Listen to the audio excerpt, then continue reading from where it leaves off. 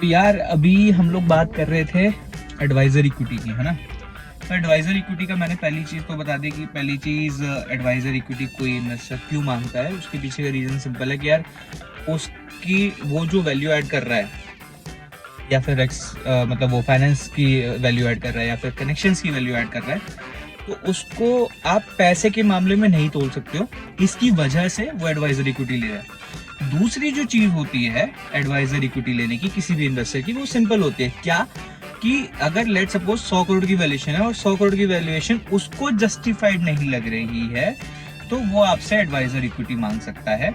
ठीक है कि यार आपसे एडवाइजर इक्विटी लेगा तो उसका जो क्यूमुलेटिव परसेंटेज बनेगा इक्विटी का, वो राउंड ऑफ होके कम बनेगा। मतलब लेट सपोज कि अगर आपकी 100 करोड़ की वैल्यूएशन है और उसको 100 करोड़ की वैल्यूएशन उसके लिए जस्टिफाइड नहीं है, तो आप उसको एडवाइजर इक्विटी ऑफर कर सकते हो। उसके केस में क्या होगा कि लेट सपोज उसको आपने एडवाइजर इक्विटी ऑफर करी 1% की और उसने 1 करोड़ रुपए डालना है आपकी कंपनी में, तो वो कायदे से उसके पास 2% इक्विटी चलेगी, क्योंकि 100 करोड़ की वैल्यूएशन थी। 100 करोड़ की वैल्यूएशन के ऊपर आपने 1% उसको एडवाइजर इक्विटी दे दी और प्लस उसने 1 करोड़ रुपए डाल दिया। तो 1 करोड़ रुपए अगर 100 करोड़ की वैल्यूएशन के ऊपर डाला तो 1% और 1% आपने एडवाइजरी, तो 2%, तो उसको क्यूमुलेटिव होके 50 करोड़ की वैल्यूएशन मिली।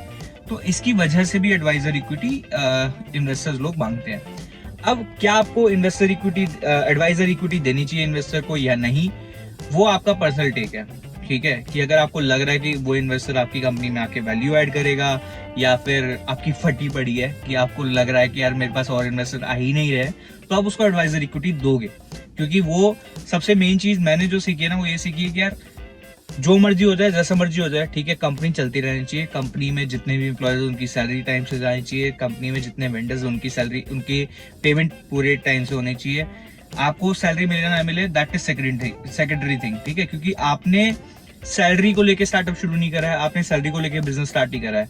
बट बाकी जो लोग आपके साथ काम कर रहे हैं उनको तो सैलरी का ही अज्यूम करके आया ना आपकी कंपनी में। तो ये चीज है। बाकी आपको जो एक और चीज जो सबसे ज्यादा हेल्प करती है एडवाइजरी वाली साइड पे, वो ये है कि आपने जो एग्रीमेंट बनाना ना, उसको स्ट्रक्चर वे में बनाओ कि यार आप हमारी ये चीजें करा के दोगे तो आपको ये परसेंटेज पे आपको इक्विटी मिलना शुरू हो जाएगा। समझ गए? तो मतलब जैसे लेट सपोज आपने बोला कि मेरे को 1 करोड़ का राउंड रेज करना है आपके अलावा, तो वो 1 करोड़ वाला बंदा जब तक नहीं लाके देगा तब तक आप उसको एडवाइजर इक्विटी नहीं ऑफर करोगे। ठीक है, तो ये चीज भी होती है। बाकी अब आगे वाले वीडियोस के अंदर मैं आपको बहुत सारी चीजें बताने वाला हूँ। मेरे कुछ जो सब्सक्राइबर्स हैं उन्होंने मेरे को सजेस्ट करा है कि यार आप कैसे एंजल इन्वेस्टर्स को रीच आउट करते हो, ये सारी चीजें मेरे को एक्सप्लेन करो, मतलब हमें बताओ। तो आगे वाली वीडियोस उन्हीं के ऊपर होंगी। And hope to see you soon, hope to see you wealthy.